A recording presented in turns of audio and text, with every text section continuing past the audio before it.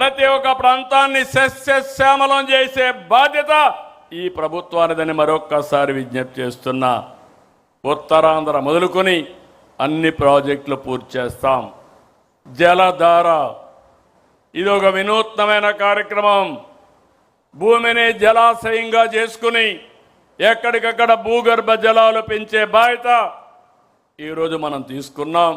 100 days programme ఇచ్చాం. ఇది అదనంగా ఖర్చు పెట్టి ఎక్కడికక్కడ భూగర్భ జలాలు పెంచుతాం. అభివృద్ధి చేసి సంపద సృష్టించలేని వాళ్ళు సంక్షేమం గురించి మాట్లాడే అర్హత లేదు. సంక్షేమం, అభివృద్ధి, సంపద సృష్టి అనేది ఒక సైకిల్. దానికి కట్టుబడి పనిచేస్తున్నాం. పరిశ్రమలు, పెట్టుబడులతో పాటు రాష్ట్రానికి ఆర్థిక వనరుగా ఉండే అద్భుతమైన రాజధాని అమరావతిని నిర్మిస్తున్నాం. వైసీపీకి రాజధాని పైన ఒక విధానం లేదు, విజన్ లేదు. విషయం కక్కడమే తెలుసు.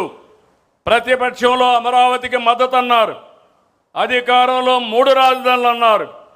ప్రతిపక్ష హోదా పోయాక ఇప్పుడు మావిగన్ అంటున్నారు.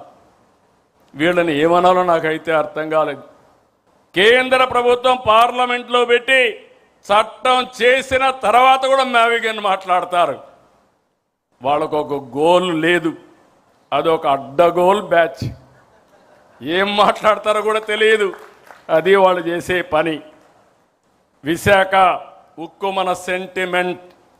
కేంద్రం సహాయంతో విశాఖ ఉక్కును నిలబెట్టాం, లాభాల బాట పట్టించాం. ఇదొక్కటే కాదు, కనీసం 52 ఎకరాలు ఇస్తే రైల్వే జోన్ ఇస్తామంటే అది కూడా ఇవ్వలేక చతికిల పడితే ఈరోజు రైల్వే జోన్ కూడా సాధించుకున్నాం.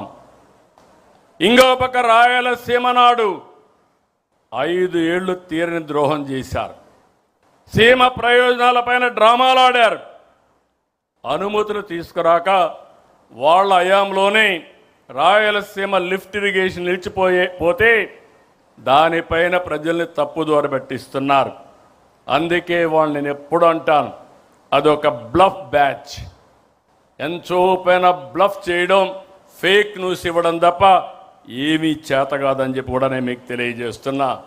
2 ఏళ్లకు మునుపు రాష్ట్రం గుంతలమయం, ఎక్కడా తిరగలేని పరిస్థితి. ఆ రోజు ఒకే మాట చెప్పాం, పార్ట్ హోల్స్ ఫ్రీ రోడ్స్ చేస్తామని, గుంతలు లేని రోడ్లు చేస్తామని నిరూపించిన ఘనత ఈ ప్రభుత్వానిది. ఇది ఒకటే కాదు,